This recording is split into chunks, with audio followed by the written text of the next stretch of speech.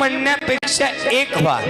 एकीच्या बळामध्ये जेवढी ताकद आहे ना, आपल्याला प्राण्यांकडून शिकायला मिळाली। एका कुत्र्याला जर आपण दगड मारला तर तो कुत्रा पळून जाईल, कारण काय आहे, तो एकटा आहे। पण तोच दगड जर आपण मधमाशीच्या पोळीला मारला तर काय होईल, सर्व माश्या मिळून तुमच्यावर अटॅक करतील। त्या एकीची किंमत आहे, एकीचं महत्व आहे।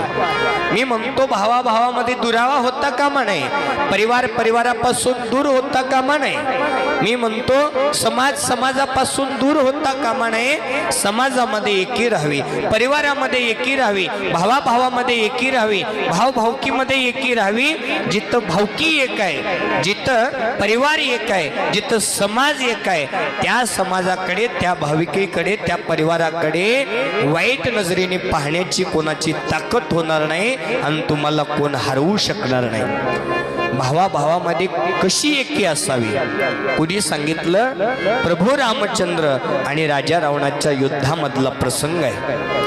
प्रभू रामचंद्र आणि राजा रावण यांचं युद्ध सुरू असताना प्रभू रामचंद्रांनी राजा रावणाला बाण मारून त्याचा वध केला।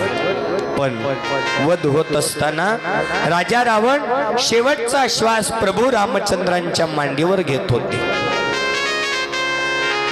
प्रभू रामचंद्रांच्या मांडीवर श्वास घेत होते आणि राजा रावणाचे शेवटचे शब्द ऐका।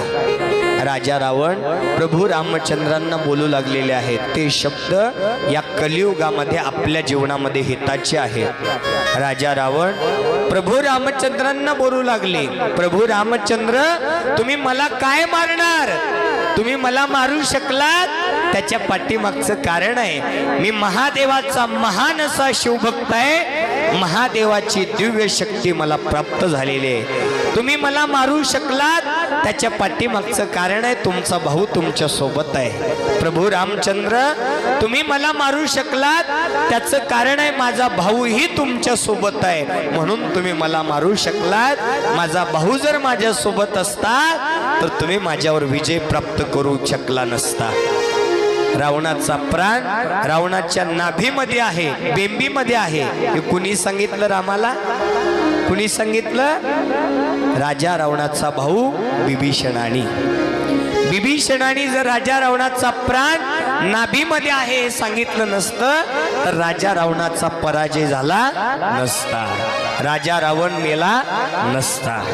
आणि हेच राजा रावणाने अंतःकरणपूर्वक त्या प्रभू रामचंद्रांना सांगितलं आणि शेवटचा श्वास त्या ठिकाणी सोडला। याच्यातून आपल्याला एक शिकायचं